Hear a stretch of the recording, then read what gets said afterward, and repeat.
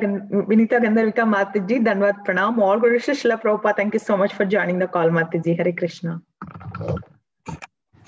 My respectful obeisances to all the Vaishnavas and Vaishnavis on this call. All glories to Srila Prabhupada and Gurudev. I'm Deepika Keni from Mumbai. Hare Krishna, Deepika Mataji, Danvat Pranam. All Guru Srila Prabhupada, thank you so much for joining the call, Mataji. Hare Krishna. Hare Krishna Mataji, Dandavat Pranam. This is Vraj Bhakti Devidasi from Columbus, Ohio. Hare Krishna, Vraj Bhakti Mataji, Dandavat Pranam. All Guru Srila Prabhupada, thank you so much for joining the call, Mataji. Hare Krishna.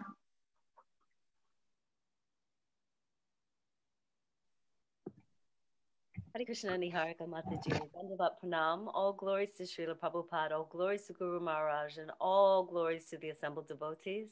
This is Tiffany in Pennsylvania. Hare Krishna.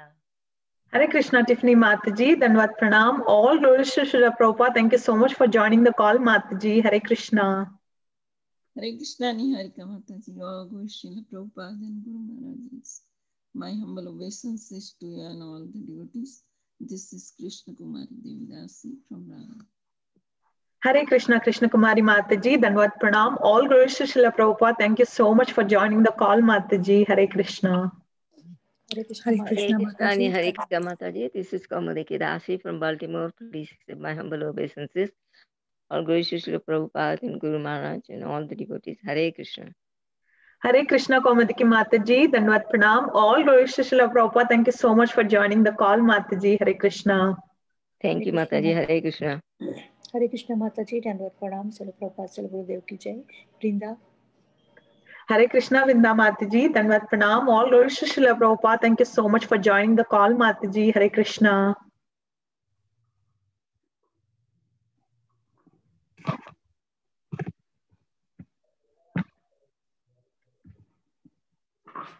Hare Krishna Mataji, Dandavat Pranam, Srila Prabhupada ji ki jai. This is Niharika from Bloomington.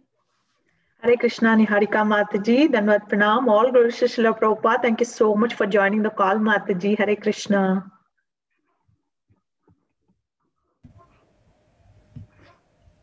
Hare Krishna, Niharika Mataji, Dandavat Pranam, Srila Prabhupada ki jai, Guru Maharaj ki jai. This is Shyama Gauri Devidasi, Charlotte.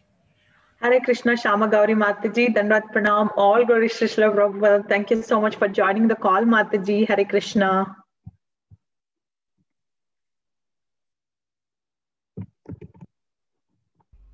Hare Krishna Mataji, this is Shiromani Nandarani Mataji from Krishna Pradesh. All glories to Srila Prabhupada. My humble obeisance to all Vaishnavas and Vaishnavis. Hare Krishna. Hare Krishna Mataji, Dandavat Pranam. All glories to Srila Prabhupada. Thank you so much for joining the call, Mataji. Hare Krishna. Hare Krishna Mataji, Dandavat Pranam, Srila Prabhupada ki jai, Guru Maharaj ki jai. This is Arvind Das from Chicago. Hare Krishna, Arvind Prabhu, Dandavat Pranam. All glories to Srila Prabhupada. Thank you so much for joining the call and giving your association, Prabhuji. Dandavat Pranam. Hare Krishna.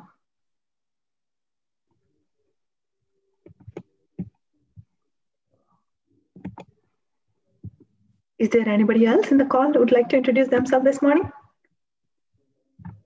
Hare Krishna Mataji. My humble obeisances to the assembled devotees. This is Vivek from Hyderabad. All glories to Srila Prabhupada. All glories to the assembled devotees. Hare Krishna. Hare Krishna, Vivek Prabhuji. Dandavat Pranam. All glories to Srila Prabhupada. Thank you so much for joining the call, Prabhu. Hare Krishna.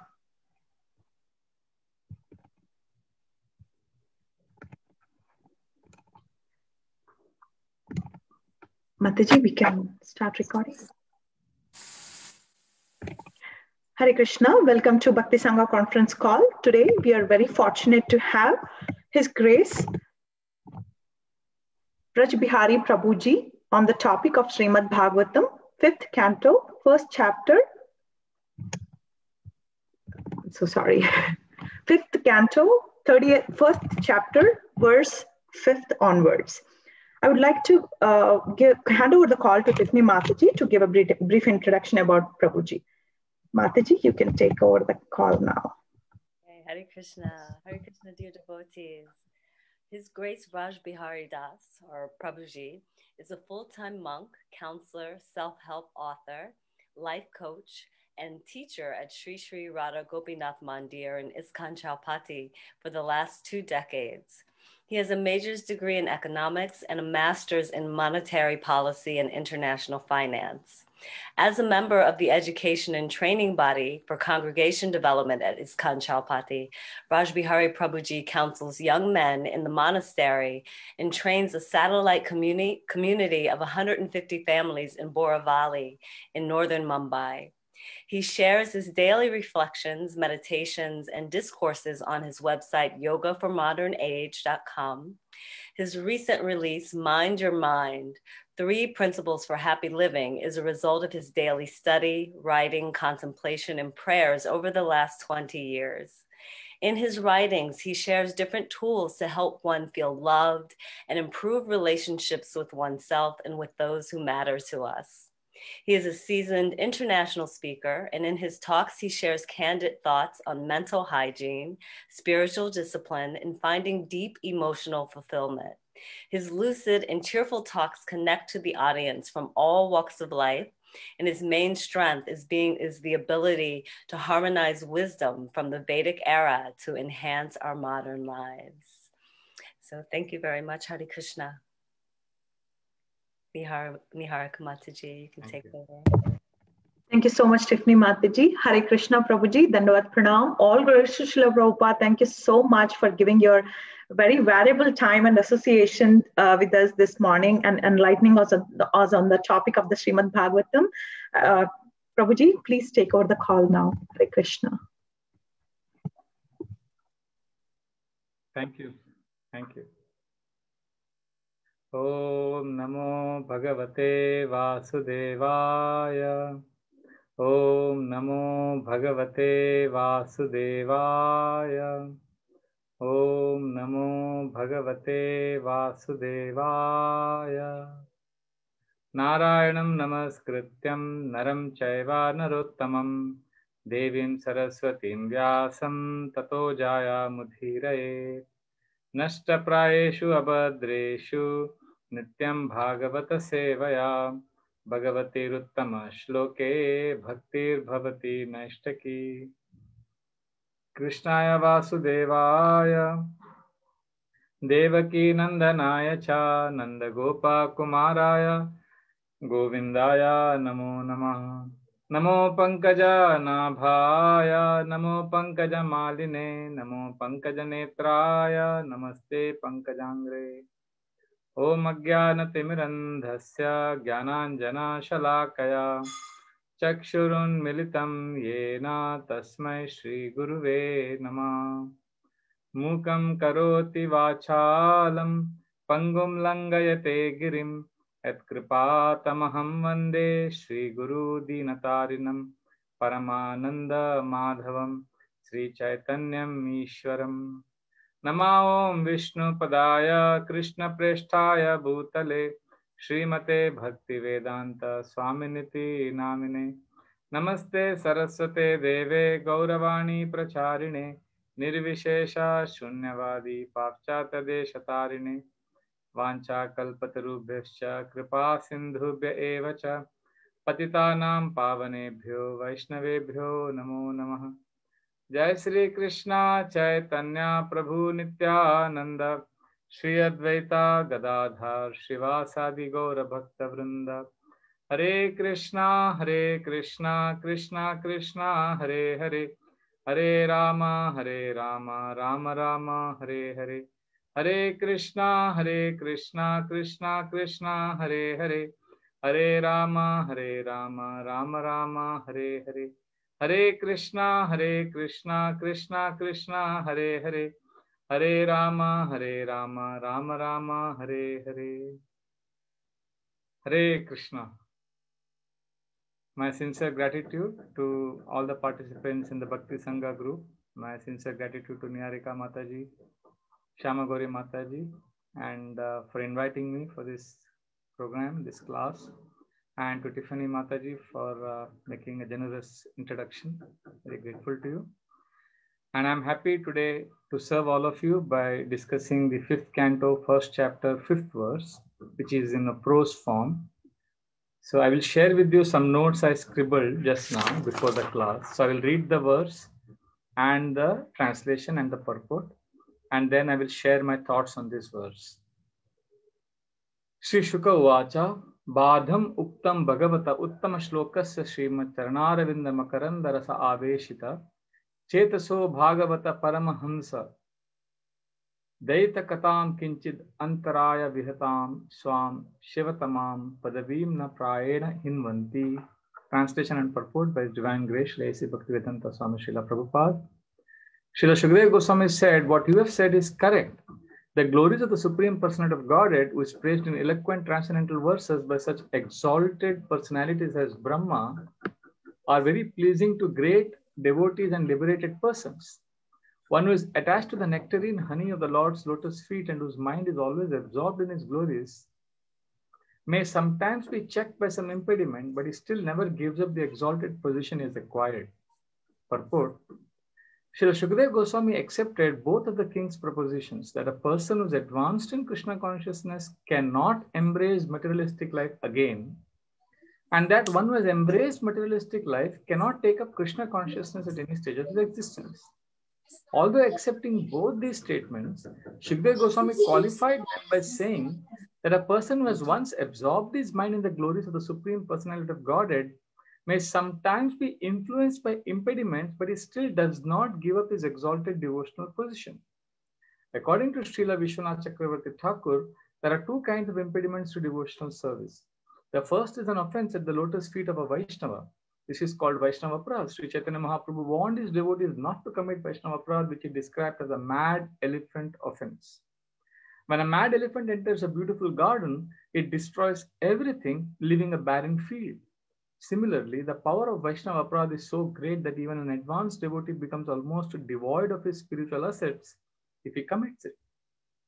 Since Krishna consciousness is eternal, it cannot be destroyed altogether, but advancement may be checked for the time being. Thus, Vaishnava Aparadh is one kind of impediment to devotional service. Sometimes, however, the Supreme Personality of Godhead or his devotee desires to impede one's devotional service. For example, Hiranyakashipu and Hiranyaksha were formerly Jaya and Vijaya, the gatekeepers in Vaikuntha. But by the desire of the Lord, they became his enemies for 3 lives. The desire of the Lord is another kind of impediment. But in both cases, the pure devotee, once advanced in Krishna consciousness, cannot be lost. Following the orders of his superiors, Swayambhu and Lord Brahma, Priyavrat accepted family life, but this did not mean he lost his position in devotional service.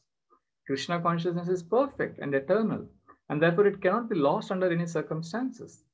Because the material world is full of obstructions to advancement in Krishna consciousness, there may appear to be many impediments, yet Krishna, the Supreme Personality of Godhead, declares in Bhagavad Gita 9.31, Kaunteya pratijanihi name bhakta pranashyati.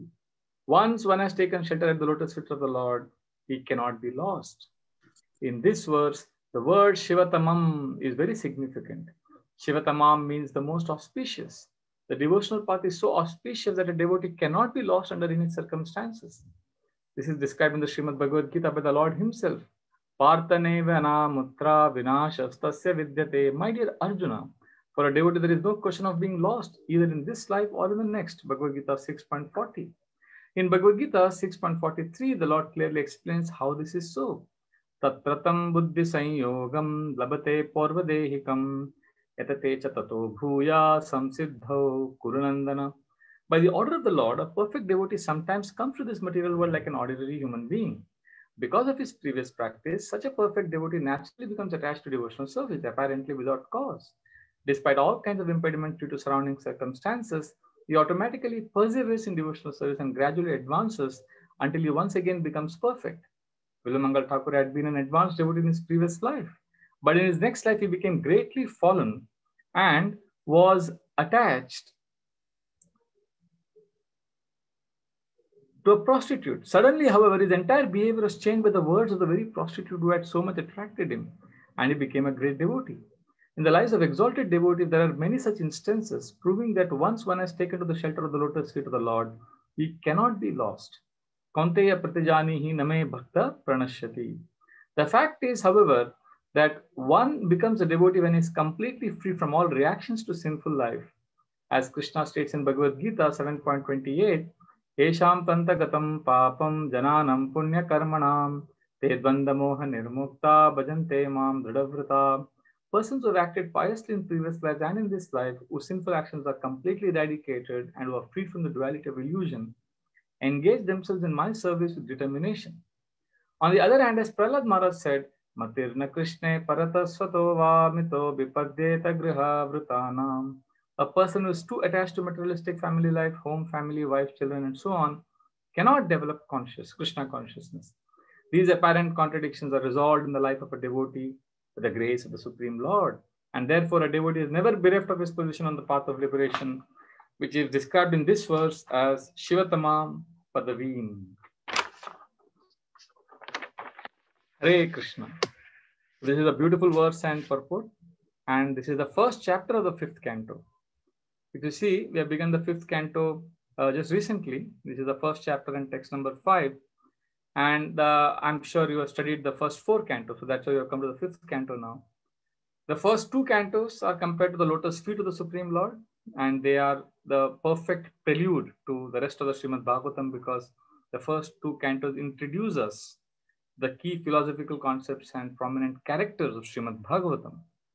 And the 3rd and 4th canto, which we have completed, the 4th canto recently, they are compared to the thighs of the Supreme Lord. And the topics covered are Sarga and Visarga, the creation and secondary creation. Vidura and Maitreya conversation is prominent here. And some of the most beautiful pastimes here is the Varaha Dev's pastimes, the descriptions of Vaikuntha Loka, Kardama Muni and Devahuti's pastimes, Kapila Dev's instructions. And then we see the 4th canto, which is very rich with amazing, extraordinary examples of pure devotional service like Lord Shiva, Suniti, Dhruva, Narada, Anga, Prithu Maharaj, Prachetas is described in great detail. And also in the 4th canto, which we studied recently, we study what we shouldn't do, the unfavorable attitude of Daksha, Suruchi, Vena, Indra, Prachini Bari. Basically, the highlight of the 4th canto, which we completed, was the positive transformations of Prachetas, Prithu Maharaj, Dhruva, like that. And now the 5th canto we have entered, which is compared with the lotus navel of the Supreme Lord. And here, the Visarga topic continues, the dynasty of Priyavrat Maharaj, which we are now studying. But from the second half of the 5th canto, from the 16th chapter to 26th chapter, we will be studying the Sthanam, which is another topic of the Bhagavatam, where we will be studying the position of various planetary systems.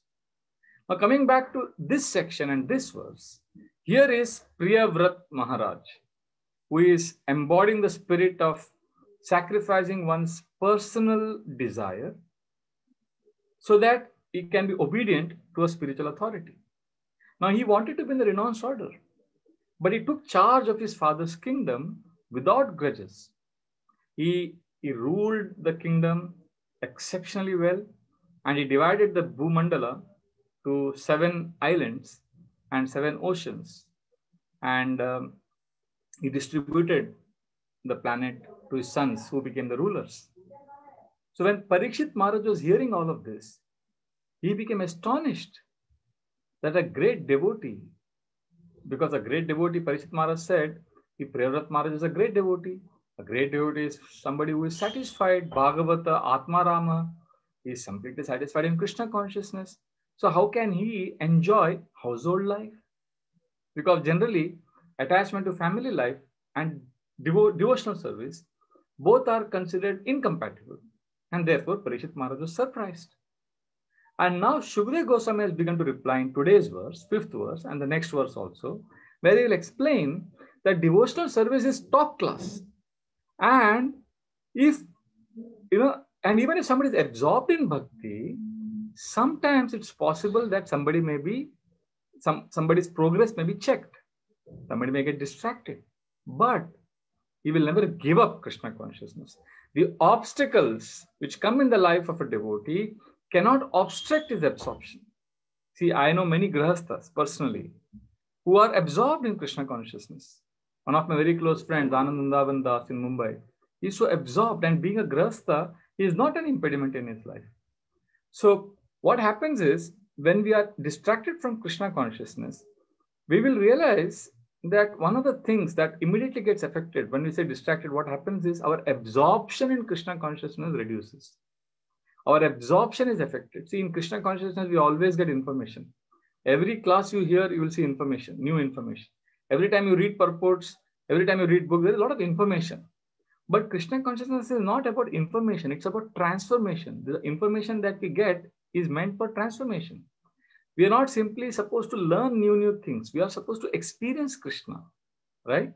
Our entire goal is that the information has to become transformation. And in between the two, there is absorption. So when we are absorbed, when we lead a life of absorption in devotional practices, that information which we get helps us to transform our hearts.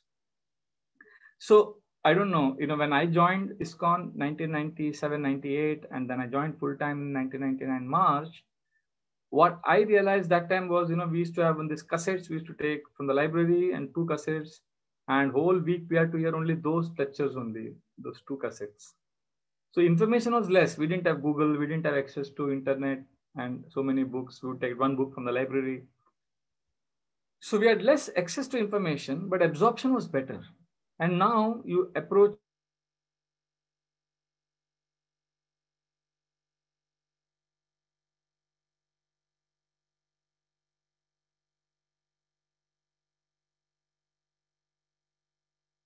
Rosa. So we have to ask ourselves constantly, instead of looking for new information, new knowledge, we have to constantly ask ourselves, is my experience of Krishna increasing? Is my experience of Krishna improving? Is my absorption increasing? See, one of my friends, Vraj Prabhu, he was giving Bhagavatam class yesterday. And he said, sometimes we go on the internet with a desire to search for something. So something pops up on the computer, and then we go there, we click there, and then we search, and then we enter that, and then that takes us to another place. And then we'll end up in so many places, and after 2 hours, we realize, oh, I had gone there looking for something else. They were saying how similarly, we have come to ISKCON looking and searching for Krishna. But sometimes we get so distracted by so many other things that eventually we get lost, and after years later, we realize, what am I doing? Where did I go? So therefore, solution for us is, it doesn't matter. Priyavrat Maharaj's example, Shukdev Goswami says, is clearly establishing that it doesn't matter whether one is a grahastha or a renunciant. What matters is, are we absorbed in Krishna? And if we're absorbed, then we can go back to Krishna. First time His Holiness Kadamba Kanand Swami Maharaj came to our temple, he gave a beautiful class, and he looked at all the audience and he said, I have some good news for all of you, and I have some bad news. We were all interested. He said, good news is, congratulations, all of you are very advanced devotees. Last life, you have done tremendous devotional service and you had almost become pure devotees in your last life. Congratulations. So everybody was smiling. And then he said, this is the good news. But I also have a bad news for you. And the bad news is, you screwed it up. You messed it up. You could have gone back to Godhead, but you decided to take another birth. And now in 21st century, 2021, we see we have enough distractions to keep us here in the material world. Therefore, 2021 Maya has unique forms. And today's purport, Srila Prabhupada is revealing to us that the obstacle in bhakti will have 2 main causes. He is explaining in today's purport about offending Vaishnavas, and secondly, the Lord's desire. Desire is to teach proper conduct. He gives the example of Bharat Maharaj, Priyavrat, and Jai Vijay, the 3rd canto. And offending Vaishnavas, Srila Prabhupada quotes Chaitanya Mahaprabhu told Rupa Goswami about the mad elephant offense. When an mad elephant enters a garden, that elephant crushes all the plants and the seeds, destroys it. Similarly, bhakti, devotional service, is a seed which is planted in the heart by the Guru, and our job is to take care of it, nourish it, and protect it from the mad elephant of offending devotees. So we can spend a few minutes on this concept, and then we can take some questions. Now, bhakti is compared to a seed. Just like when you have a seed, you make it into a beautiful plant or a tree, there are 5 things needed. First is the seed is needed. then we need to keep putting water on it. And then also, even if you put water, that is not sufficient. I can't take a seed and put it in the cement floor here and it will not grow. I need proper soil also. There is a third thing that is needed. Then to protect that seed, I need to have a proper fence so that, unnecessary animals don't come and destroy it. That is fourth. And despite all these four, still the plant will not grow. The seed will not grow if there is no proper sunlight. So all five are needed. Similarly, the seed of bhakti is the first thing. The Guru plants it in our heart. Srila Prabhupada has planted it in our heart. Now we have to water it daily. That is compared to hearing and chanting. So I congratulate the Bhakti Sangha group for organizing Bhagavatam classes daily. So there is an opportunity to hear and chant every day. So the seed is there, hearing, watering is there, hearing and chanting is there. And the third is very important. The soil is compared to association of devotees. We cannot do bhakti alone. We need meaningful friendships. We need love. We need to take care of each other. And that association is like the soil that nourishes the plant, the seed of bhakti. And fourth, we also need to have strong viveka or sense of discrimination. And we have to be careful to protect this seed by building a fence, which means we have to protect ourselves with careful discrimination and avoid offenses, avoid doing anything which will disturb or destroy that seed by allowing the mad elephant to come in. This is the fourth, and this is the most important. And last is the sunlight, which is compared to Krishna's mercy. Sunlight is not in our hand as we are planting the seed, as we are watering the seed. So therefore, Krishna's mercy, for most of us, mercy is there. Mercy is all pervading. But we mess up with the other four and aspects, and especially we mess up with the aspect of making a fence. We are reckless and careless, and we sometimes, thanks to internet, we can easily criticize devotees, lock, stock and barrel. We just go all out and we don't even know what we are doing. Therefore, in Krishna consciousness, in the today's purport, Srila Prabhupada is revealing the dangers of Vaishnava Aparadha, which means it's very important that we may be chanting, hearing, everything is good, but if you're not protecting the garden, animals will come and destroy.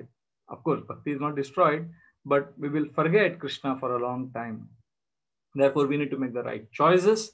We need to protect the bhakti seed. Therefore, there are two things. One is sadhana, which means spiritual practice. And along with spiritual practice, we have to also make right choices. We have to constantly choose to appreciate devotees. I remember many years ago, I was hearing His Holiness Bhakti Charu Swami Maharaj's class. He gave to our Pune Yatra devotees. He was explaining about how sadhana we are practicing, but we also have to choose to appreciate devotees. Sometimes we choose to appreciate devotees, but we are not performing sadhana. Then eventually we will not be able to make the right choices because that strength is not coming from spiritual practices. Sometimes we make spiritual practices strong, but we are not appreciating devotees. Then that sadhana cannot save us eventually. Therefore, both are like railway tracks. Both are needed. And when we are leaving our bodies, I remember once my spiritual master told in his class that when we are dying, even if we have performed bhakti for 40, 50 years, as we are dying, 1 year, Krishna will whisper to us, Prabhu, come back to me, come back to Golok Vrindavan, I'm there to take you.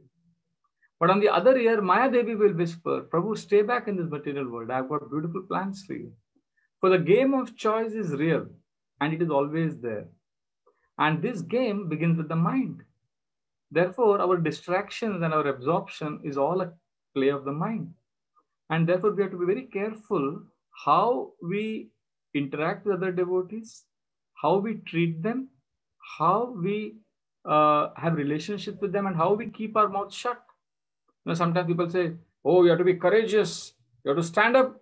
And when you have to speak the truth, when it is true, you have to speak up. That is courageous. Well, my understanding is it is equally courageous to know when to shut up and keep quiet and not unnecessarily, damage our own spiritual life.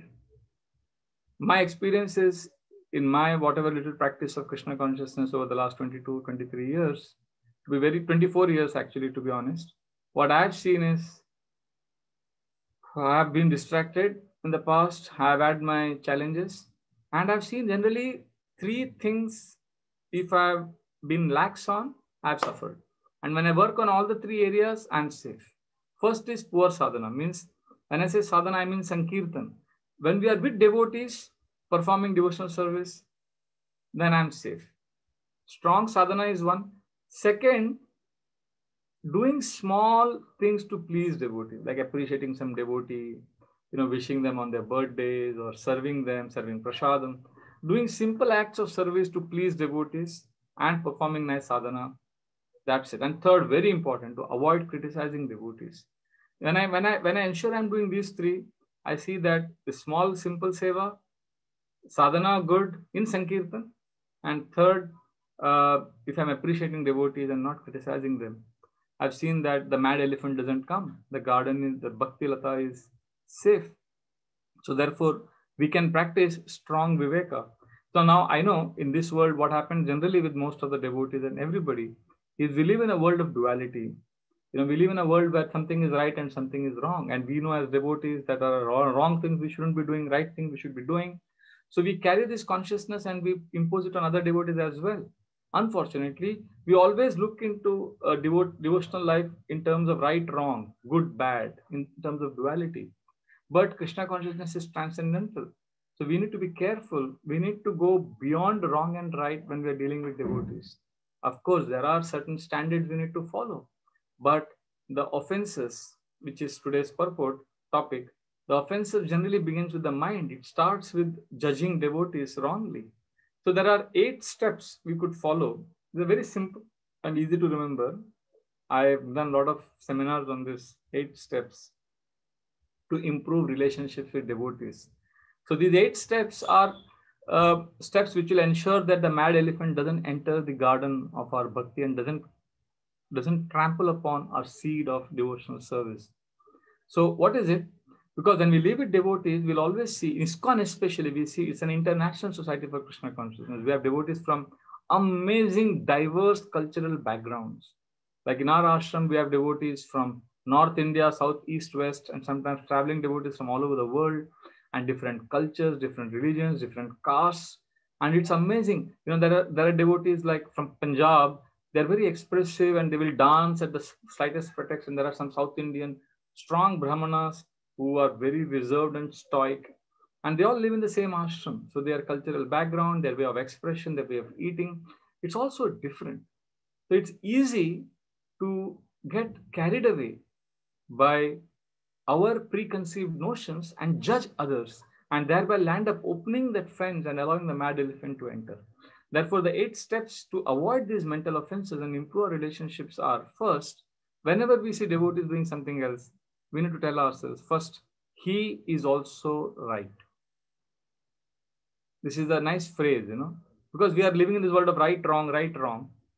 And I think it's very good to say when we see somebody else doing or thinking or saying differently than me, rather than immediately think that he is wrong, the first step is to say, he is also right. That can be 2 ways of seeing things, isn't it? It's possible. He is also right. Why I should only be right? I'm not saying I'm wrong. It's just that he is also right. That's another way of seeing things. Many years ago, our Radha Gopinath Prabhu, our temple president, showed a photograph in our ashram on our LCD projector about one lady. There's a certain way, if you see that lady, it appears to be an old woman. And if there's a certain way it is presented, it appears to be a young woman. Some people saw that photograph and thought that it's an old woman, and some people thought it's a young woman. So both were right. So because it depends on how you see it. Similarly, some devotees will see a situation in a certain way, and some devotees will see it in another way. So instead of fighting over trivial matters, we can see first principle is he is also right. So what happens by that is our offense immediately stops. We are able to save ourselves from committing offenses. That is one. Sometimes, we may think that he may not be right. Like, for example, once in our ashram they announced, nobody should steal Mahaprasad in the afternoon. Mahaprasad is kept for this particular purpose. Nobody should take it out from the room.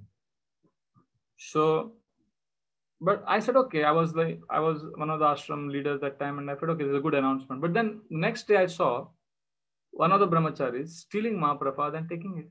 And I was surprised. I said, now I can't say he's also right, because this is a proper system that was made, an announcement was made. So now I cannot follow this first rule He is also right. How can he be right? He is violating what has been announced.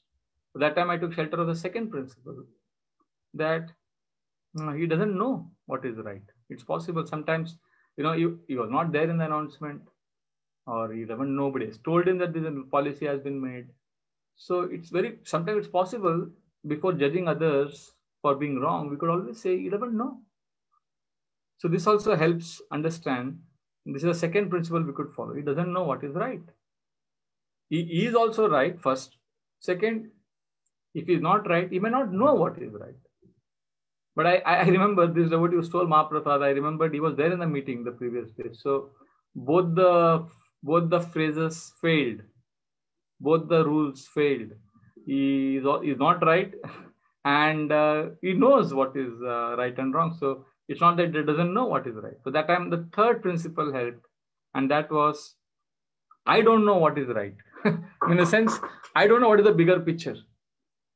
He could be taking the Mahaprasad for giving someone, or he's taking the Mahaprasad because some emergency has come up. So I don't know, right? This is the most difficult. The third and the fourth is very, very difficult to practice, of these 8 principles for having good relationships with other devotees. First is, he is also right. Second, he doesn't know what is right. These 2 we can follow. The third, I don't know what is the bigger picture, what is right. That is very difficult to follow, because the ego screams. The ego is always thinking that, I know everything. I am in control of everything. To be humble, to say that, there is a bigger reality which is beyond me, and this devotee is doing what is needed for that. I don't know. I remember His Holiness Radhanath Maharaj was once telling us that when he was a young brahmachari in New Vrindavan, he had come to ISKCON because, just give me 1 second, please.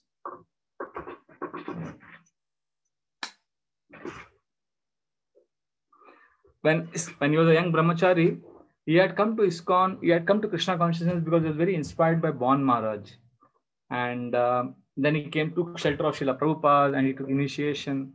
So there are some devotees who are very upset with him because he had become a devotee because of Bon Maharaj. So they would give him quotes of Srila Prabhupada who criticized Bon Maharaj, and Bon Maharaj's quotes who criticized Srila Prabhupada. So they told him that, they told him very, very bad things. So he was like, for him, Srila Prabhupada was his spiritual master. He loved, and he also loved Bon Maharaj. So he was torn. So he said, he followed this third principle. I don't know all these pure devotees, what they are discussing. I'm a small person. Let me do my bhakti. This helped him, because what happened, those devotees were criticizing. They had a lot of difficulties in their devotional service. But Srila Prabhupada and Bon Maharaj, during Srila Prabhupada's last days, they made up very nicely. They were talking, they were laughing. Srila Prabhupada met him. Srila Prabhupada begged forgiveness. He begged forgiveness from Srila Prabhupada. So sometimes when we see some discrepancy or some devotees fighting, we unnecessarily get agitated and we blow it out of proportions. We make a mountain out of a molehill. But for those devotees involved, it may not be such a serious issue. So I don't know what is right. I don't know the right is also a very, very important principle. So these are the 3 principles that really help us. And the fourth is, sometimes we see that, devotees, they may do something bad. Like, for example, in this case, simplistic example of devotee stealing Mahaprasad. The fourth principle that can be really helpful is, sometimes we could say, when we don't understand why somebody is doing something, we can say his intention is right. Now, when we say the intention is right, immediately we are giving the benefit of doubt to that devotee. This third and fourth are very difficult to follow. It is very difficult for us to appreciate somebody's intention. Generally, when it comes to us, if we are accused, we immediately talk about intention. We judge ourselves based on our intention. But other devotees, we judge them based on their action. Actually, we should be judging ourselves based on action. We shouldn't do anything wrong. And others, we should be judging based on intention. We should always give them the benefit of doubt for their intention. So with ourselves, we become very good lawyers. But with others, we immediately become judges. So therefore, it is very important to understand that the other devotees have good intention. I remember when I joined the temple, this is 1999 March, and there was Kargil war going on. A lot of things happening in the world, politics. India was, and that time we didn't have television in the, like we didn't have television, internet, nothing was there. And I remember in one brahmachari class, one of the leaders spoke, and then he spoke about newspapers. He said how Kali Yuga means Kali's biggest enemy, Kali Purana is newspapers, and everybody laughed. And he said we should never read newspapers. And the next day, I saw him reading newspapers in our gift shop, and it was so bewildering to me. I was thinking, how can this devotee?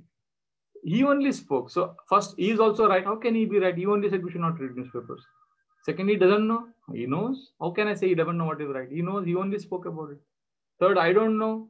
What is right? Yeah, I took shelter of this, but then I couldn't. But then the fourth principle helped. His intention is right. Maybe there is something he's doing for some purpose. I don't know. His intention is good. He's always serving nicely. So he is reading newspaper for some good purpose. And that's what happened. After 1 year, I came to know that he was reading newspapers because he wanted updates on Kargil war. And his spiritual master, that time our spiritual master was taking care of our temple. And he wanted to know what is the situation of the war and how we need to store up grains for emergency. If the war becomes intensified, we may need to store grains, rice, sugar for 6 months, 1 year. So should we do it? Should we not do it? So every day he was on a phone call with our leaders of our temple. So just to keep himself updated, this devotee, although he himself advocated not reading newspapers, he was reading newspapers because the service demanded. And because I did not judge his intention, I felt I was saved from making an offense. So this is very important to see the intention of devotees is also good. And then the fifth step is very, very interesting. Sometimes we see the devotee is not doing anything right. Like for example, like in the case of stealing Mahaprasad, let's say he actually steals Mahaprasad and he only eats and he doesn't share with anyone and he is a glutton and he is completely disobedient to this announcement that was made in the ashram that we should not steal Mahaprasad, and he flaunts that rule, and it's openly done. And I can't see that he's right at all in this case. So what do I do? Then I can follow the fifth principle, which is something else is right. Now something else about him is right. And what is that? Oh, he plays mridanga very well. Well, he's a very good fundraiser. Well, he smiles very nicely. Whatever. There are so many good qualities people have, right? So we can then focus on something else. Like when Srila Prabhupada was in Vrindavan, somebody told him, Srila Prabhupada, this devotee he offers obeisances to you. Whenever you come, he doesn't offer obeisances. He is so proud. Immediately Srila Prabhupada said, no, but he is offering water to Tulsi every day. I see him doing that. So Srila Prabhupada immediately saw another good quality of him. So when we are focused on one, we get bewildered. Like another pastime is, one devotee was complaining to Srila Prabhupada that, Prabhupada, Yamuna, she doesn't come to Kirtan for evening. We are going for Kirtan. She never comes. We are telling her to come for Sankirtan. She doesn't come. And Srila Prabhupada immediately said, she cooks so nicely for the deities. Then immediately this Prabhuji said, but she doesn't come for Kirtan in the evening. She is so disregarding our instructions. Srila Prabhupada said, but she decorates the deities so nicely. So Srila Prabhupada, see what happens sometimes when we see something wrong in a devotee, we start judging them. That issue becomes so important for us that we forget to see the bigger picture and other good qualities of the devotee. Just like if you take a 1 rupee coin and put it close to your eyes, and if the vision of the sun gets blocked, but the sun is a quadrillion times bigger than that one small piece of coin. But that coin has the power to obstruct the vision of the sun. Similarly, devotees' qualities are so wonderful, but that 1 rupee type of issues that we have with them, that we keep it so close to our consciousness that we're unable to see their wonderful, beautiful qualities. Therefore, this principle is very important, that something else about that devotees we need to see as right, and that will pacify us. And the sixth is, okay, let us say no good quality also in that devotee. Let us imagine that the devotee is doing only wrong things. Then we can take shelter of the sixth principle, which is ultimate result is right. Krishna will ultimately do everything right. This means having faith that this person will learn and grow through this. And we have to have faith in Krishna consciousness, the process of Krishna. Krishna is in the heart of every living entity as Paramatma, and if this person is a devotee, Krishna will take care of him. This is another way of seeing. And finally, the seventh one is, and we can pray for the right.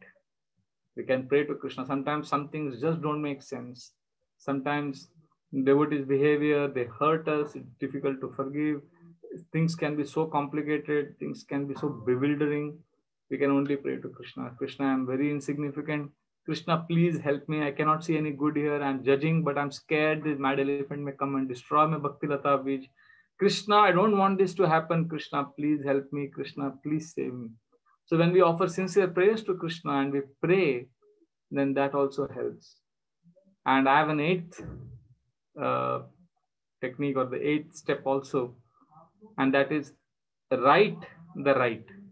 Means journal writing also helps us to see good in devotees. Like writing a appreciation letter to one devotee every day, genuinely appreciating one devotee. A birthday is a great opportunity, but even otherwise we could appreciate devotees for who they are. So for the 8 steps, I'll repeat. The first is also right. Second, he doesn't know what is right. Third, I don't know what is right. Fourth, his intention is right. Fifth, something else is right. Sixth, the ultimate result is right, because Krishna is perfectly right. Seventh, praying for the right. And eighth is right the right. So these are the 8 very practical steps by which we can improve our relationships with other devotees, and we can avoid mental offenses, and thereby we can prevent the mad elephant from entering the garden of our devotional service and crushing the seed of bhakti. Hare Krishna. So I took this particular theme because the purport speaks about, Srila Prabhupada speaks about offending Vaishnavas. So we could now have some questions and discussions based on this topic. Hare Krishna. I can see some questions. Can I get your WhatsApp number? Okay, Hare Krishna, we'll do it later. Any other questions? Hare Krishna, Prabhuji. Yes, who is this? Prabhuji, this is Rasvilas Das. Yes, Rasvilas Prabhu from Pittsburgh, right? Yes. Yes, Prabhuji. Yes, Prabhuji, thank you very much for a wonderful class. My question is actually, so, when we hear about this Vaishnava Aparadha and all that, when it comes to me, I find it actually easier to go the impersonal way. Meaning, so this is one thing that I had heard. I had heard that if you go to a Mayavadi ashram, people over there are more personal than if you go to an ISKCON temple. That I just heard that. I mean, I'm just repeating what I had heard quite some time back. So when we hear about Vaishnava Aparadha and everything, the tendency in my case is to actually move more in an impersonal direction, where I want to minimize my interactions with other devotees, kind of stay off, that way there is no possibility of me committing Vaishnava Aparadha and everything. So can you throw light on having personal interactions while at the same time avoiding, because I don't want to become impersonal, but at the same time I don't want to commit Vaishnava Aparadha either. So can you just throw some light on that particular point, Prabhuji? Thank you, Prabhuji. Thank you, Rasvilas Prabhu. Yes, generally when we are offensive, we tend to avoid devotees. So to be honest, I don't say you are wrong. It is best to avoid a devotee if you're offending them, but that doesn't mean we should become impersonal. We need to go to other devotees with whom we can have close relationships. See, sometimes it's better to avoid rather than offend Vaishnavas, but that doesn't mean that's not a healthy state. Ideal is to see good in everyone, but we are all human beings. We will always have our friends. We'll always have people with whom we can relate well, we can connect well, and we cannot connect with everyone all the time, right? We all have our unique tastes, unique personality types. So we'll always have good friends, but at least let us not be averse to others. At least let us not judge others. And at least let us not become impersonal, because our philosophy is personal. Krishna is very pleased when we have close friendship with devotees. So it's okay if we can't have close friendships with all devotees. That's perfectly natural. But at least we should have some other devotees with whom we are attached to. And with some devotees who are bewildering, like I'm telling you very honestly, there are some very, very special speakers, Krishna Katha they do. When they come to our temple to give classes, I'm being very honest, I hear their classes. I hear their classes from my room. I don't sit in the temple hall because I feel scared, because once this one sannyasi Maharaji came and he was giving class, and I was sitting like this. So in front of the whole crowd, he said, "You are putting your finger in your mouth. Get up, go and wash your hands." I felt so humiliated, and I'm always scared of him. So I hear his class, I respect him, but I'm not impersonal. I pay obeisances, but I'm scared to come in front of him because I'm scared of being chastised. So the point I'm trying to say is sometimes, we may not be very comfortable with some people. That's all right. But let us not judge them. Let us not criticize them. Let us not slander them. Let us associate with those devotees with whom we are close friends with, and let us respectfully, pray for others. Let us be nice with them. So impersonalism is not a solution. Is that okay, Prabhu? Yes, Prabhuji. Thank you very much, Prabhuji. Thank you. Hare Krishna, Prabhu. Hare Krishna. Vraj Bihari Prabhu, Hare Krishna. I have a question. Can I ask you? Yeah, is Rupali here. Yeah, Rupali here. Yes, Rupali Mataji. Prabhu, you said that we have to 8 things if we follow, it will help us to have better relations with devotees. So I have a question. Correct. That, for example, the example you gave about the brahmachari who took the prasadam when it was announced that a person should not take. So I have a question, like, for example, like if we do the other way around, that you directly ask the person that why did you take it, because it was announced that if you do it, and if I don't tell you why you have done, or whatever, chastise you or whatever, then everybody else will start doing. Okay, so why, if it is in our family, blood relations, anything happens, such a thing happens in our family, we directly talk to our family members and seek, directly we talk and we sort it out. But then in devotee circle, if we are talking that this is Prabhupada's family, so why we are being so informal, and why not talk directly in a nice way? It need not be that you insult or do anything wrong to him. So is that not a better way of communication? Because the problem is not solved only, right? You didn't tell and he did not listen, and he may keep doing it next time, and again we do the 8 things. So how this helps really? Means I really want to improve my relations with people. Thank you, Rupali Mataji. That example I gave was in the context of how I was a very new brahmachari. I just joined and I didn't have the courage to approach senior devotees who are behaving like this. But what you are saying is perfect. That's what exactly we need to do. We need to have very good communication. But sometimes, maturity, we need to be mature. See, maturity means sometimes some people are very courageous. Like you are saying, we should talk to devotees. So what happens sometimes, in an attempt to clarify and communicate properly, devotees are so courageous. They will say, Prabhu, why did you steal Mahaprasad? So immediately that devotee becomes defensive. Rather than taking it as an opportunity for open communication, he becomes scared that you are confronting him, and he starts fighting with you. So courageous, we have to have open communication. That is, courageous is very good. But some people are in the extreme of courage. For everything, they'll speak the truth. They'll say, it's a Prabhupada's family, we should have open communication. And some people are on the other extreme. They say, we have to be sensitive. We should not hurt devotees. So what they will do, they'll see a lot of problems happening, but they will keep quiet. And that will not solve the problem, as you rightly said. Like, once in our temple, somebody was stealing the water. Somebody was coming from outside and stealing the taps from the bathroom. And water was leaking, and we were spending a lot of money, and we put cameras also to find out who is stealing, and we couldn't find out who is stealing the water taps. So one brahmachari said, I knew it who was stealing, but I didn't say anything.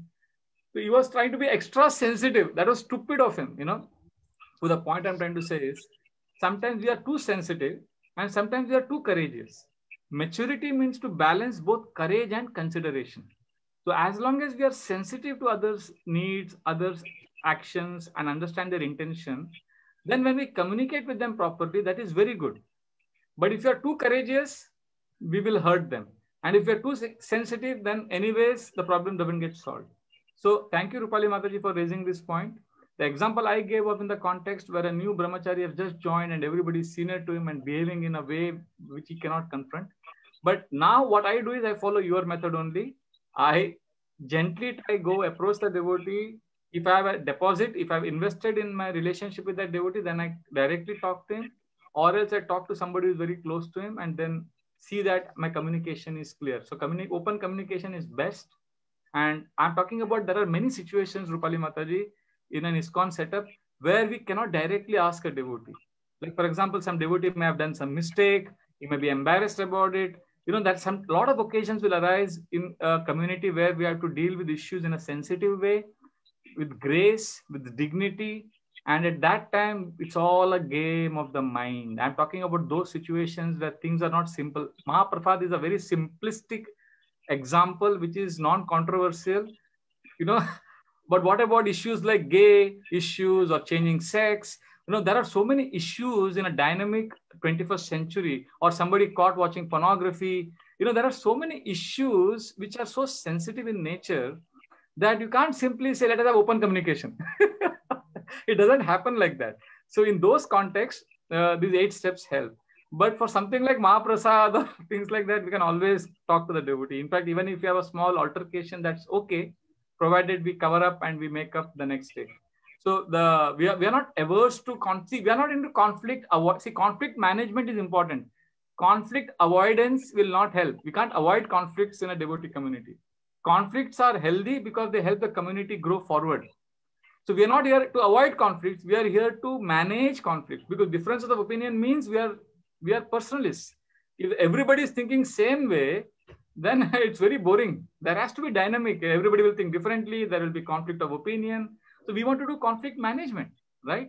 See, a problem is what? Problem is that not that different devotees have different opinion. The problem is when we are not able to harmonize all of that. So these 8 steps are one way we can harmonize all the differences. I hope, Rupali Mataji, I have answered your question. Yes, Prabhu. Got it. Thank you so much. Thank you. Hare Krishna. Hare Krishna. Hare Krishna, Prabhuji. I hear Ramtirth Prabhu. Yes, Ramtirth Prabhu. Hare Krishna, Prabhuji. Dandavas. All glories to Srila Prabhupada. Thank you so much for this wonderful, important topic, Prabhu. These 8 steps are very, very helpful. But this is from the perspective that how we should behave, right? How we should deal with these things. But if we are on the receiving end, let's say there are some devotees who are very, very courageous. They always try to correct other people all the time. So if you are in that situation where you are being corrected every time, what should be our mood and how do we deal with that? That's one question. And the second question is, if we are in the management, let's say, and devotees are constantly doing some, of course, they have wonderful qualities, many good qualities, but at the same time, they are committing offenses to either deities or other devotees. Being in a leadership position, how do we handle those kinds of things with these 8 steps? Can we take the first one first? You are talking about if you are on the receiving end, constantly being corrected. There are 2 ways of handling this. One is have an open communication with the devotee. And I've seen that many times devotees are sensitive, devotees are Vaishnavas, and they generally understand that you are getting stressed by their behavior and they're willing to rectify it. That is one way. The other is, there is always in ISKCON, amazing GBC has made a system. There is a forum. There is always a person above that person who is harassing you. Either it could be the spiritual master, it could be the local governing body commissioner, or it could be the ISKCON ombudsman. There are so many forums. You could talk to Washington, our Vraj Bihari Prabhu, and he has given me a lot of insights into this. So there is always a forum for your issues to be addressed. That's the point I'm trying to say. But you can always approach that devotee. I have seen in my own life, there is one, I'll give a classic example. One devotee, when I joined the ashram, he would always catch me and give me services. And I was just so irritated with him. I thought he's getting on my case. Whenever I took rest, for example, if he would say, Prabhu, go for book distribution. And then I did that and I was thinking, now I have some free time. He would say, Prabhu, you have to wash pots. And I would smilingly do it. But inside I was getting so angry with him. I felt he's abusing me. Because, I felt, why does he catch me only all the time? I was so angry with him. And then one day I went to his senior. And that senior told me the same thing. He said, there are 2 ways. Either you come to me Or why did you try and go and talk to him only? He told me the first step. So I went there. I told that devotee, Prabhuji, I'm really little disturbed. I'm not saying it is your fault, but every time you catch me only, I'm on the receiving end. I'm feeling disturbed, Prabhuji, because I don't have experience of working 18 and 19 hours like that. I don't work so hard. I come from a different background. I can't keep doing service whole day. So then he heard me. He said, Prabhu, I'm very sorry. I never wanted to hurt you. You're always smiling. So I thought you really enjoy doing service. So I thought you are the most reliable. And I was trusting you the most. So I thought I'm improving my relationship with you. And I thought you're also very happy. So you see what happens when we openly communicate, a lot of issues get resolved. So my understanding is best is to approach that devotee. But if we cannot approach or if he is unreasonable, we can go to somebody superior to him. Okay. Thank you. Thank you, Ramtir Prabhu. So how about the second question, Prabhuji? Do we have time for that? Yeah. Second question was regarding management. If you're in the management and you see younger devotees committing offenses to deities, not behaving properly, for that I will tell you one pastime of Srila Prabhupada. You must be knowing this. When Srila Prabhupada went to Australia, he established the deities of Radha Gopinath in Melbourne, I think somewhere. And when he established the deities, he prayed to the deities, oh my dear Krishna, I am handing over you to these young new devotees. They have just become devotees. They have no idea what is deity worship. You please take care of yourself properly and you take care of them also. So he told the deities like that. And then when he came there after 3 years, he saw that, no, after 3 years, after 1 year when he came, he saw the standards were very good. Devotees were doing nice devotional service. So the point I'm saying is we have to correct devotees. We have to make systems, but also as leaders, we have to many times give up control, because we all have a control freak within us. We have to let go and allow the process to purify. There was one devotee I knew when he joined, he was so reckless in his speech and so short-tempered. I remember myself and another devotee going to Gauranga Prabhu, who was the temple leader at that time, and telling him that, Prabhu, we should take strict action against him. He's so we gave him a big list of complaints. And Gauranga Prabhu, I remember a beautiful statement he said, Prabhu, he has just joined and he's coming from a different background. Just give him some time. Let him get purified. Let the process work. And today, 20 years later, I can confidently say that this devotee is one of my best friends now. And I don't see him at all like that, what I saw him when he joined. You know, the process works. So sometimes we need to gently correct. Of course, we cannot allow devotees to wear chappals and enter, they cannot wear shoe and enter the altar. The point is, there are some areas where, like as one devotee who used to, who used to steal paneer and, all that kofta and all the opulent Mahaprabhu, and he used to devour them, and it used to look so dirty and ungracious. I used to get very irritated. So one day I went to his counselor and told him that, Prabhuji, why don't you teach him how to eat properly? Why does he always steal paneer, kofta? And you know what this devotee told me? He said, Prabhu, before joining the ashram, just one day before joining the ashram, he used to eat beef every day for 25 years of his life. So now he has given up eating beef. So when he said this, my entire paradigm changed. Then I only used to go and give him paneer and Mahaprasad, say, eat. Somebody is coming to Krishna and he's eating Krishna Prasad. See, if you know the background, if you know what he has gone through, so some devotees will not know the culture. Like in West, I have seen, whenever I travel to Western countries, their idea of, they're not into, serving with left hand, for example, you're eating with the right hand. It is common to take the food in the left hand. In India, people are very strict about it. So there are some smaller things which you can gently correct, but we should let go, I feel. Because we can't really, people will, it's better to allow people to learn their own way rather than you becoming unpopular for correcting every small thing if you are in the management. It's a thankless job. Management is a thankless job. It's like a goalkeeper's job. You save all the goals, nobody glorifies you. You leave one goal. It's like in cricket, a wicket keeper's job. You take so many catches, nobody appreciates you. You drop one catch, everybody will pounce on you. So and devotees are very sensitive. So we have to be careful. And Hare Krishna. Okay, thank you so much, Prabhu. Thank you so much. Hare Krishna. Hare Krishna, Prabhuji. Okay, we'll take one last question. Is that okay, Mataji? Prabhuji, I have a question too. Okay, who is this? Hare Krishna, Prabhuji. This is Vivek. Okay, Vivek, Prabhu, we'll take your question. And can this be the last question, or we need to take another question also? Yeah, Lalitangi Mataji has question. Okay, so we'll take two questions. Lalitangi Mataji and Vivek Prabhu. Yes, Vivek Prabhu, please. Hare Krishna Prabhuji, thank you so much for a wonderful class today.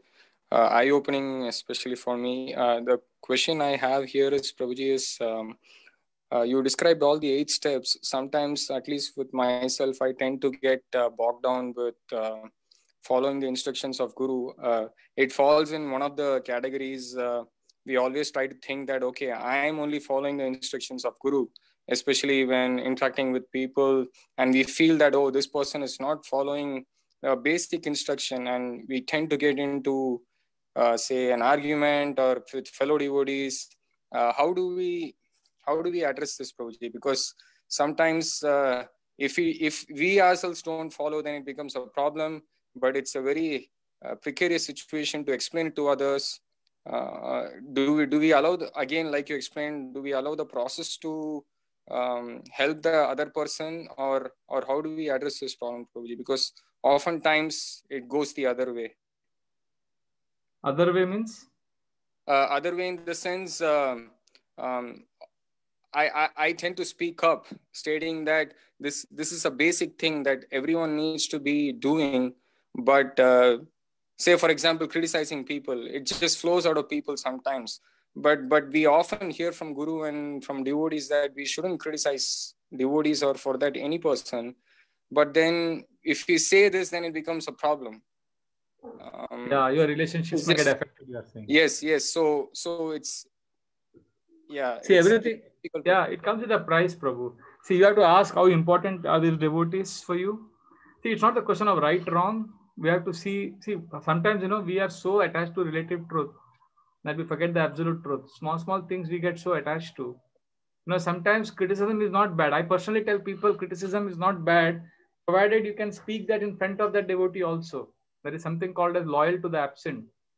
If I criticize you, Vivek Prabhu, if I'm talking to Ramtirth Prabhu about you, and I will have no problem speaking negative about you to him, and I don't think it's an offense if I speak negative things about you to him, provided I can speak that same thing if you are also physically present there. So generally what happens, whenever you're talking to another third devotee about another devotee, you imagine that person is there with you. So would you speak that? If you can, then that is not Vaishnava Aparadha, because you are being congruent, you are being inside, outside, same. But at the same time, I know what you're saying. We can't blaspheme devotees, we can't criticize. When others are doing it, my personal request is, if you can address it in a proper way without offending anyone, do it. But if you can't, please save your own spiritual life. Because whole life to practice 4 regulative principles and chant 16 rounds is not easy. And in Kali Yuga, there are so many distractions. Sometimes when we correct situations, when we make proper systems, trust me, we become lonely because we are fighting a lost cause. If you are a manager, if you have the power, if you are courageous, if you have that Kshatriya spirit in you, then I think you should go ahead. And but you should know that you'll be alone. It's not easy. And I personally have tried all of that, and I realized that when I try to make things right, I become lonely. So better to know that I need devotees more than they need me. So I don't correct others. I try not to correct others because it's very, there's no end to it. And I've got tired of it. So I've understood my limitations. So basically, if you know your limitations, see, I think the essence answer to your question is trial and error. You will learn how much you can correct others, how much you cannot correct others by trial and error. Just like how much to use the smartphone. I learned how to use the smartphone after 5 years after getting the smartphone. Now I know how much to use, how much not to use. Initially, it was trial and error. How much is too much? How much is too less? How much is for preaching? How much is for own things? So I think that's. So this kind of to your point, then kind of defeats Amanina Manadena also, right, Prabhuji? Because that is defeats in the sense that is like so. Then what is the true meaning of Amanina Manadena? Which means that I shouldn't ask or talk about anything itself? Even if the other person thinks bad, we have to keep quiet, or? No, Prabhu, it is a case-to-case situation. It depends on your consciousness, depends on your intention, depends on the purpose, depends on the mission, depends on your guru's instruction. There are many factors involved here. Like, for example, if you are in charge of the temple kirtan program and somebody comes and sings Bollywood songs there, you can't say no, let it go on. It's your service. So you go and humbly tell him don't do it. But if you're one of the participants in the kirtan program, why should you go and interfere? There is a manager, there is an authority. He will do it. But if he's not changing it, one day you can go to the authority and humbly ask him, is there a reason, Prabhu, why you're not doing it? I'm getting a little disturbed. Then he might tell you, it's none of your business. And you keep quiet. See, what I'm saying is, you know what is within your area of influence and do it. Okay. My point is that if it's a service, sometimes it's a service to correct. If you go to an orthopedic surgeon, or if you go to a doctor and if you have a cancer cell in your body, you can't expect the doctor to say, you're very good, there is nothing wrong with you, because I'm not supposed to criticize. If you're a diabetic patient and if you're eating sweets, the doctor will not say, oh, you're very good, please eat sweets. The doctor will criticize, he'll chastise you for eating sweets. So that is not an offense. The point is, hate the disease, not the diseased. Our entire discussion today was, don't judge the devotees. Their behavior needs to be corrected sometimes. But can we love the person? That's the point. If you can love the person, it doesn't matter what you say. Your behavior will come out so clearly that this person loves me. I have brahmacharis. We have brahmacharis in our temple. There's one brahmachari who's always an angry look on his face. Always angry, but he's the most loved brahmachari. He always talks rough, but he's the most loved brahmachari because he's always serving others. He's always giving. Love is not simply based. See, humility doesn't mean the way you are holding your palms like this, or the tone in your voice, or the look in your eyes. That's not humility. Humility is about your heart, about your intention, and it will come out. So there is more to humility than the posture of the body, the look in the eyes, and the tone in the voice. It's all about actually loving other devotees and keeping ourselves in the background. So whatever is needed for the service, we do it sensitively and courageously. Thank you. Yes. Thank you very much. We'll take one last question. I think it is Lalita Mataji. I don't know who it was. Hare Krishna Prabhuji. I think Taruni Mataji was trying to reach out to you, and she personally texted me as well. Mataji. Okay. Yeah, sorry. Yeah, then Taruni Mataji can go ahead, Prabhu Mataji. Okay. I just wanted to thank you, and I wanted to, if someone can write it on the chat, it's also fine. I want to know the 8 steps that you said again. I missed 1 or 2 steps. That's my question. Yeah. But you can go ahead with Taruni Mataji. Yeah. Thank you so much, Prabhuji. Thank you. Taruni Mataji, thank please you so ask much, Mataji. Thank you so much, all the Matajis, and thank you so much, Prabhu, for a very wonderful class. My question was 2-part. I wanted to know the first part is what actually constitutes an offense, and secondly, when we are very conscious of not making an offense, if that's there in our mind all the time, then how can we always think about Krishna and Krishna's pleasure? Because here we are so afraid of not committing offense, but whereas thinking about Krishna and his pleasure, it's like our heart opens. And we want to do service in that kind of a mood. So how can we, do that correctly? See, offense happens when the intention is bad. See, we generally get too caught up with the externals. But offense is not if you have spoken a little harshly here and there. See, when you're living with devotees, when you're living in a community, we cannot avoid small day-to-day altercations and day-to-day issues. So we shouldn't get too bogged down by those, because that's part of growing up. That's part of any healthy relationships. Clarifying, and then a little bit of things will happen. But the problem, the obsession of offenses, that will prevent remembrance of Krishna. So we should understand. Niranjan Swami Maharaj gave a very beautiful example about how we should understand offenses. He said, you are in a car and driving on a hilly section, and a lot of huge mountainous regions you are driving your car. So you will see that there are big boards put on the highway and on the roads. Dangerous curve ahead. Or when you go ahead, it says school ahead, drive slow. Or then another will be, speed breakers ahead. Watch, look where you are going. So there are a lot of warning signals put up at different places on the highway. Now, when you're driving, what do? Do you stop? Oh, there is a warning sign here. Let me see this. Do you stop your car, and keep looking at that warning sign and then holding your head and saying, oh my God, there is a warning here, there is a danger here, I cannot go ahead. Is that what you do? Or do you go to the other extreme? Oh, I don't care for any of these warning signs. Let me just rush. Let me just drive fast without caring for this. Both extremes are dangerous. What do? When we are driving, we see those warning signs, okay, and we continue driving. We don't neglect those warning signs, but we don't sit and brood over them. Similarly, scriptures give us these offenses so that we see what are these offenses. Okay, these are the offenses I have to be careful of, and we continue driving towards Krishna with devotees, but we don't get obsessed with those offenses and thinking about, we become offense conscious, not Krishna conscious.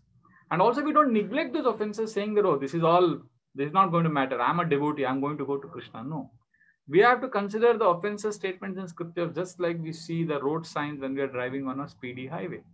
We have to be careful, we have to follow the instructions and drive safely. So if we are like that, then we are safe. Hare Krishna.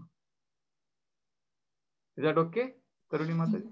Yes, thank you, Prabhuji. Just for my own understanding, just the small part regarding that offense, you said only if the intention is bad, then it constitutes an offense. Otherwise, it's not. Is that right, Prabhuji? Yeah, but we have to be all constantly checking our hearts and be careful. We can't see. We can't just have we can't just say that, okay, I'm freed of all offense, I don't commit offenses. We can't just give a certificate to ourselves saying that I am very safe. At the same time, we can't be getting the other extreme of being always thinking I'm very offensive. No, we have to be careful, sober, quiet, and go on. Sometimes we may offend. I have offended so many devotees in the past, and I've repented, I begged forgiveness, but then move on. Basically, we learn with trial and error, we grow, and Krishna is kind. Krishna is not a sadist who's waiting with the report card, waiting. Now we committed an offense. Catch him, throw him in the hell. Krishna is not waiting to see one mistake you're making. No, we understand. Krishna understands. So you are right. It's our intention. It's our sincerity. But we have to be careful and sober, basically. Is that okay, Mataji? Yes, Prabhuji. Thank you so much, Prabhuji. Thank you. Hare Krishna. Hare Krishna, Prabhuji, Dandavat Pranam. And I have to really appreciate your patience, kindly taking all of the devotees' questions and answering very patiently with so much sharing your realizations on live examples. Thank you very so much, Prabhuji. That was a wonderful kickstart for the day. It was a wonderful class, Prabhuji, for enlightening us a class today, and we are very, very grateful to you. I'm sure devotees must have so many questions, but for that, definitely we look forward for your association again in the future, Prabhuji. I'll be very happy to serve you. Thank you. Let's pay our thank you so much, Prabhuji. Let's pay our obeisance to Prabhuji. Vancha kalpatarubhyascha kripa sindhubhya evacha patitanam pavanebhyo vaishnavebhyo namo namaha. Ranja Srimad Bhagavatam ki jai. Vraj Bihari Prabhuji ki jai. Thank you, Prabhuji. Hare Krishna. Hare Krishna. Hare Krishna. Thank you, Prabhuji. Koti Thank you, Prabhuji.